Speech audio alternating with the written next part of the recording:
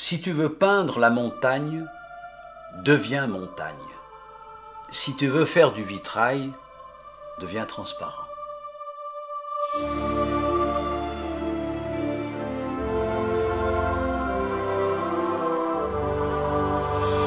L'histoire du verre est une histoire très ancienne puisqu'elle remonte quand même à plusieurs millénaires avant Jésus-Christ, et les premiers, semble-t-il, qui ont utilisé le verre, ce seraient les Égyptiens.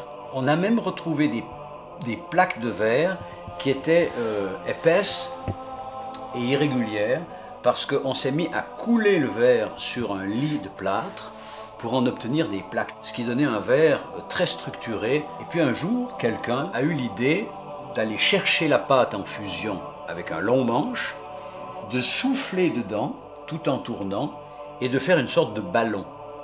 Et c'est une fois qu'on a obtenu cette sphère ou cette espèce de boudin qu'ensuite, avec un fer chauffé, on l'a fendu, on tape dessus, on le met au four et il s'étale de lui-même. C'est comme ça qu'on fabrique encore de nos jours, notamment à Saint-Just en France, le verre pour fabriquer le vitrail.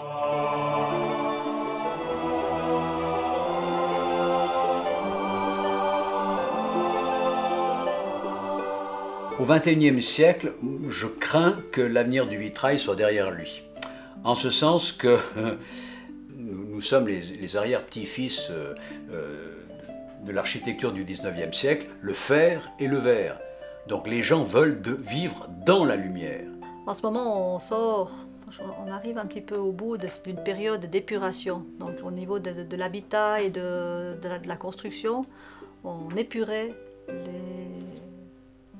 tout. En fait, les murs étaient blancs, les intérieurs très clairs, on mettait le moins possible au mur, les intérieurs étaient dépouillés, on travaillait plutôt sur le volume. Et maintenant, ça commence déjà de nouveau un petit peu à changer.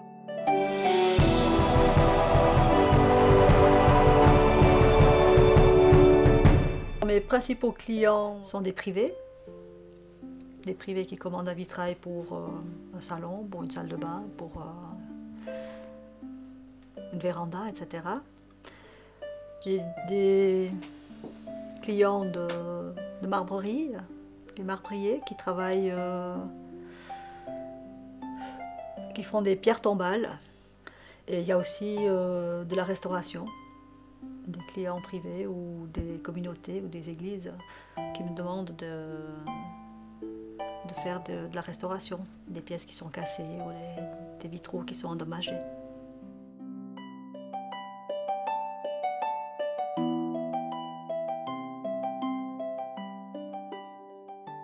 On avait décidé de faire toute une rangée de fenêtres et on trouvait que c'était un petit peu lugubre d'avoir que des fenêtres comme ça. Alors la décision a été très rapide parce que je savais ce que je voulais, mais Oursi a été totalement libre pour créer.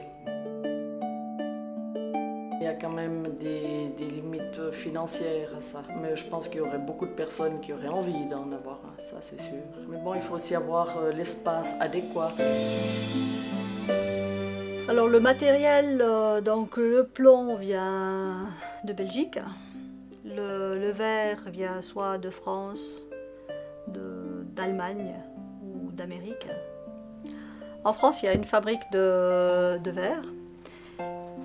En fait, c'est un grand groupe, ça s'appelle Saint-Gobain.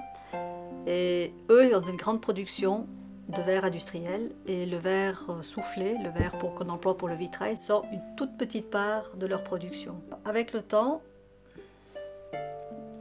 il y a des couleurs qui disparaissent, il y en a d'autres qui sont remises, mais la palette, en fait, elle se rétrécit.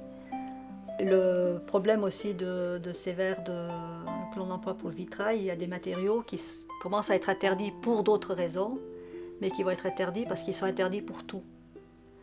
Donc, par exemple, le sélénium, c'est un élément qui vient dans la fabrication du verre.